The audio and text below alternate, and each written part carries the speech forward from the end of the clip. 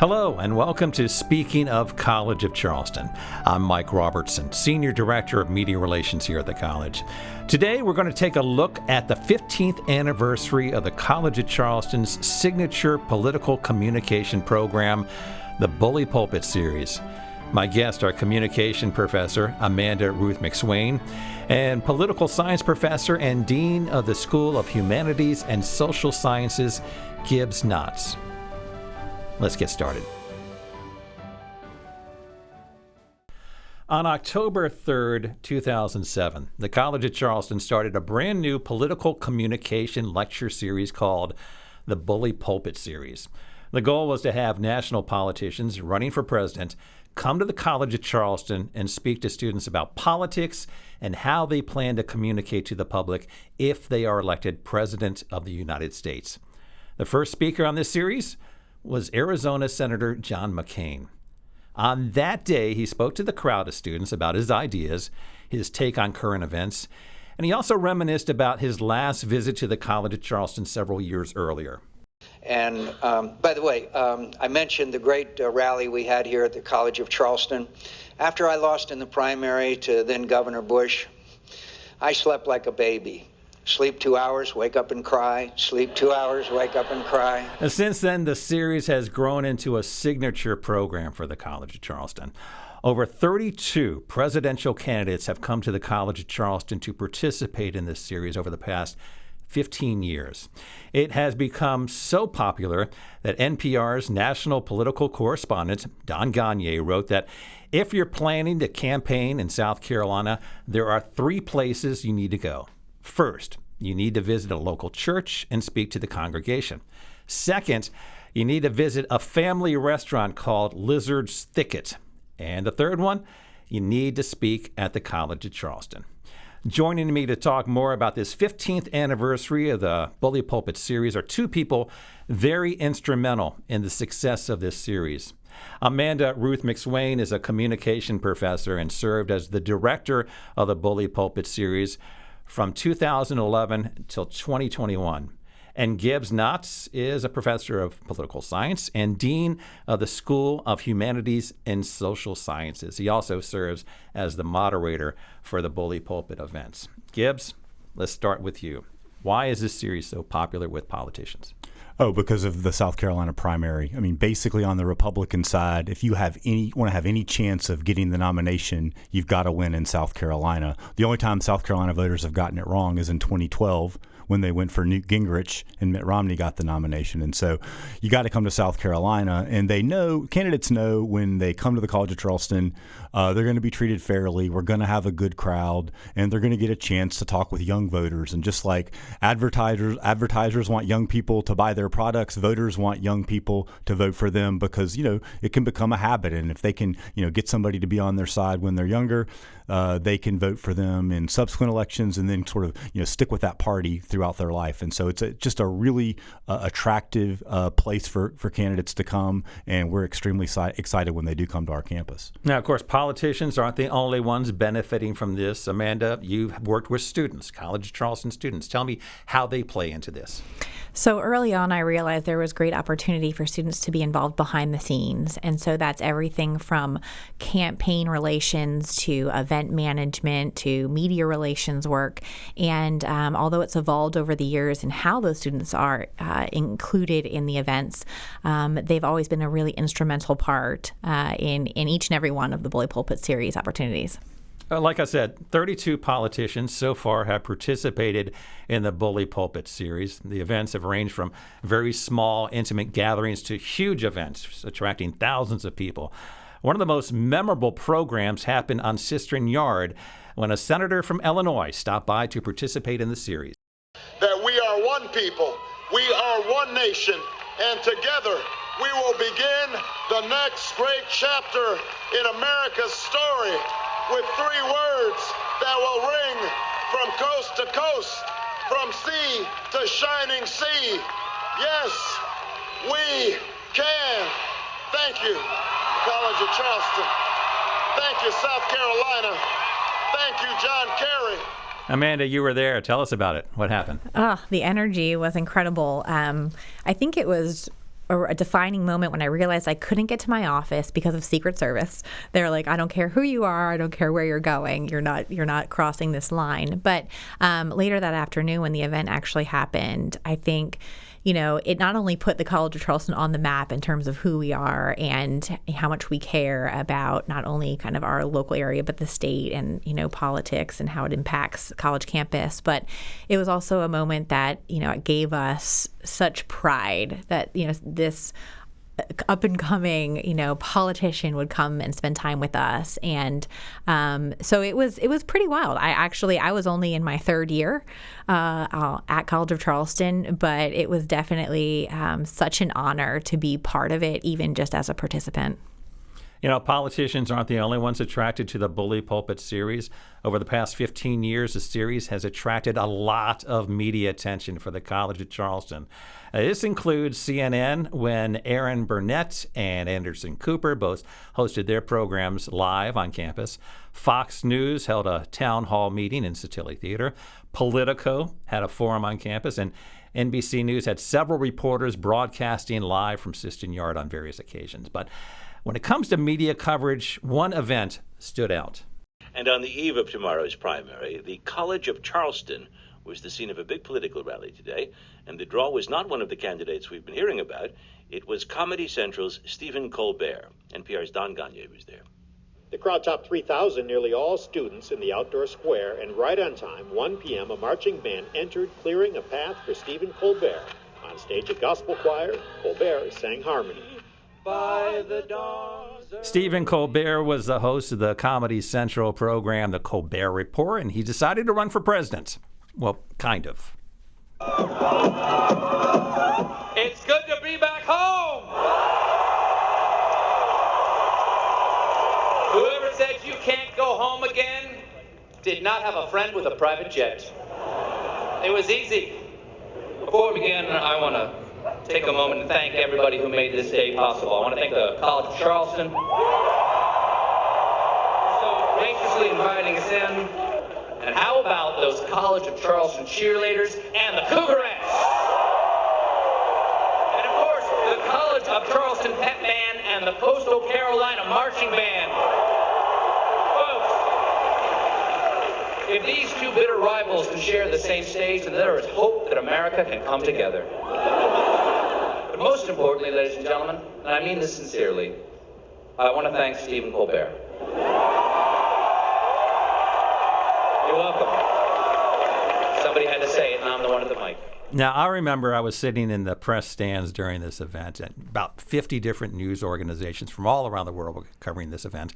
And at one time, a reporter who worked for a German newspaper came up to me and said, "Who is Stephen Colbert and why is he here?" I couldn't come up with a good answer. Tell me your thoughts. Oh, goodness. I think that obviously the Colbert family has a long history in Charleston, and obviously coming home was truly coming home for him. So that was exciting. But to be honest with you, where the idea came from, I'm not sure, but I will tell you it was a quick idea. It was a Monday afternoon. I was leaving campus and picked up the phone, and it was Comedy Central, and some of his staff at Comedy Central calling to tell me what the idea was. And again, Monday afternoon, and at the end of the call, they said, "Oh, by the way, we want to do this Thursday." And I was like, I'm sorry, did you just say cheerleaders and a pep band and a gospel choir and a stage? And so it was a lot. What a lot of people don't remember is we were also working on a really big event with Ron Paul that same week. And so it was really kind of two very large, very different competing events to coordinate at one time. But it was, I had goosebumps listening to that clip because it was one of the most just enjoyable and I think satisfying, for lack of a better word, moments in the Bully Pulpit series for me of pulling something like that off, where we were exposing students to a very different side of politics, right? But nonetheless, we were getting them involved in the conversation. We had a lot of people come to the College of Charleston campaigns, coming to the College of Charleston during that period of time, but everyone dwarfed compared to this rally by Stephen Colbert. Does that surprise you that he would outshine some politicians? I don't think so. I mean, just the sort of draw of celebrity in this day and age is and it's only probably gotten more so with social media and things like that. But, he's definitely a beloved Charlestonian and somebody that a lot of people get a big kick out of. And he's obviously, gone on to even, bigger and better things, hosting his own late night show kind of after his Comedy Central days. And so, yeah, that's not surprising at all. But again, it's getting, as Dr. Ruth McSwain said, it's getting people in the conversation. It's having them think about politics, drawing some people in that may normally not listen to this stuff. That's a really important role that events like that can play. All right, story time. 15 years of the Bully Pulpit series, so we're bound to have some memories that you remember. Amanda, we'll start with you. There's honestly so many. It's hard to, every single event had something that was either eye-opening or silly or unbelievable. I learned so much about each candidate by working with their staff and obviously their campaigns. So that behind-the-scenes glimpse was always enlightening. But I will have to say, I think it was that 2012 year. That was my first big season. And, whether, again, it was a Ron Paul event or, or obviously the Colbert event and so many other smaller events that year, it was just a learning experience. And I'm not necessarily one that would consider myself a political expert by any means, but I learned a lot about politics and how important the landscape is in South Carolina in particular. So I would say probably Colbert is up there with a favorite memory. But we also we did a lot of work with Ted Cruz one year, and there were some really interesting memories that come from that. But whether it was Colbert or an actual, political campaign or a media, a media event, there was something that I definitely walked away with each. And that was, whether I was kind of lugging carpets across campus to make sure we had the best carpet on stage for a broadcast, or I was making sure, every green room was staffed, with exactly the candidates' needs. There was, again, always something new and different to learn. Now, chances are you've heard of these politicians before they came here. You've probably read up on them, and so you know about them. But were there, without naming names, were there some politicians where you finally met them, you said, okay, this guy needs some work? And were there others that you said, oh my gosh, this candidate is amazing? Yes. I mean, I will not name names, but there were so many. I would have to say, for whatever reason, I always felt like the underdog. I always pulled at my heartstrings. They were always so nice, so kind, so appreciative, stayed around to chat, got their guitars out to play on stage.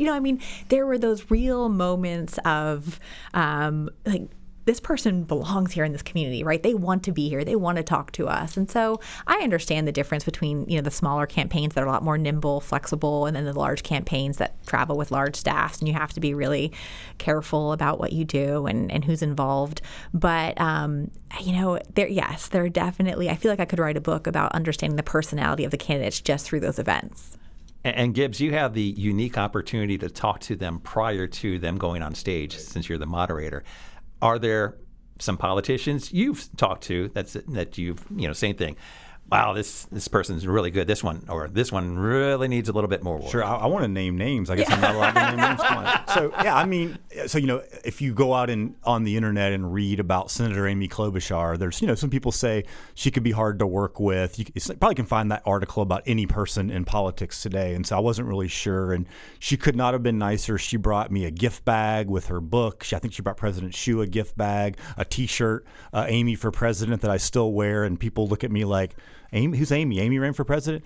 But I got to sit on stage with her, have a conversation with her. She was great. And as Dr. Ruth McSwain said, it's, she was a smaller operation. She wasn't one of the front runners. And so she had a lunch with a group of students afterwards, I believe, if I'm not mistaken. And so there just was they were a lot more generous with their time than just coming in and kind of coming out. I think about the Beto O'Rourke event. Another thing that Amanda said was that, we would get an agreement with like the local person or the state person, and then all of a sudden the national people would show up and our plans would just get completely blown up. And so we had all our signage up. We had our sound where it needed to be, and then the national people get there and they decide he needs to stand on a pallet, kind of very in the middle, and do it in the round, which screwed everything up. We could barely hear him, so he shows up. He always drove a minivan too. I don't know why Beto was a minivan guy. Maybe that was his brand or something like that. So he shows up, and then we just scrambled to get the setup to look like what the Beto team wanted to do. And it ended up being a fun event. It was in Stern Center Garden behind the Stern Center. But yeah, just one of those ones where you never know what to expect. And you also, just another key point is that we don't have a lot of lead time. I mean, these campaigns don't plan a long time in advance. And so if we have 2 weeks, we're lucky. But generally and then as you get closer to the primary, it just gets more hectic as more and more candidates focus on South Carolina. Okay, let's do a quiz, even though I think we already have the answer to that.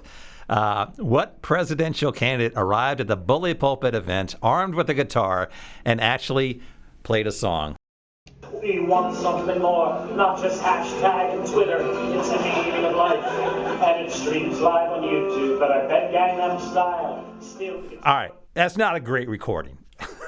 I get that. He moved to the edge of the stage, and I actually recorded that while I was working with the media on that one and played it. So I think you guys. I would refer to Gibbs. Okay, Gibbs. So I think it's Martin O'Malley, but I could be wrong. Very good. Yes, Martin O'Malley. I have no idea what that song is. Yeah. It was one that he just, I guess, sang at different events while he was. It didn't work. He's he didn't get a lot of votes, but yeah, he did. He was the candidate with the guitar. His daughter went here, right? That's right. I believe so. Yes. Yeah. Okay. Okay, let's talk about the future of the Bully Pulpit series here.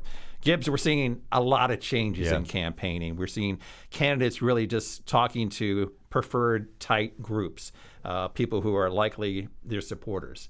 Is that going to hurt a series like the Bully Pulpit? I'm a little concerned. I mean, we've invited, as we do every year, we've sent invitations out to every presidential candidate running for every, whether on the Democrat or Republican side. But I think there's some dynamics in the the Republican Party right now that give me a little bit of concern. Number one, Trump has such a big lead, and I think a lot of these candidates are feeling like if they don't somehow get to him in Iowa, then there's going to be no South Carolina. So people are spending a ton of time in Iowa, which is before us on the Republican side. But look, you hit the nail on the head. We have to get people who don't agree with candidates that disagree on political issues in the same room talking to each other. Our democracy depends on it. In some ways, our civilization depends on it. And so we can certainly play a big role. We don't want anybody to shout down a candidate. If we invite a candidate here, we want the candidate to be able to, give his or her answers to questions, but we also want our students to ask really hard, challenging questions. And so, I think there's a long time, but if you're out there, if there's any Republican candidates listening to this podcast, come to College of Charleston. We will make sure you have a full room, and we will make sure it's a great event.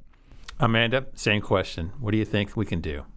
I think that we continue to be a really welcoming host, and we recognize that not only hopefully are we providing value to that candidate by putting them in front of an audience that's engaged and active and interested, but that it's also really beneficial for our students. And I think as long as we keep our eye on the reason why this series has been so valuable in the past, I'm hoping that message kind of breaks through the clutter and is still convincing that, this is a student audience that wants to hear from you because they're trying to make really informed decisions, right?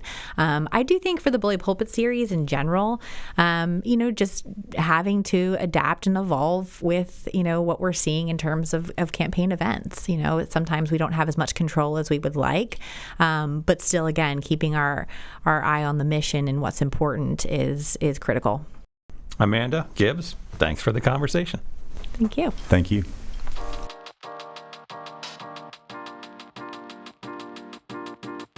Thank you for listening to this episode of Speaking of College at Charleston with today's guest, Amanda Ruth McSwain and Gibbs Knotts. For show notes and more episodes, you can visit the College of Charleston's official news site, The College Today, at today.cfc.edu. You can also find more College of Charleston podcast episodes on all major podcast platforms. I'm Mike Robertson. Thank you for listening to Speaking of College of Charleston.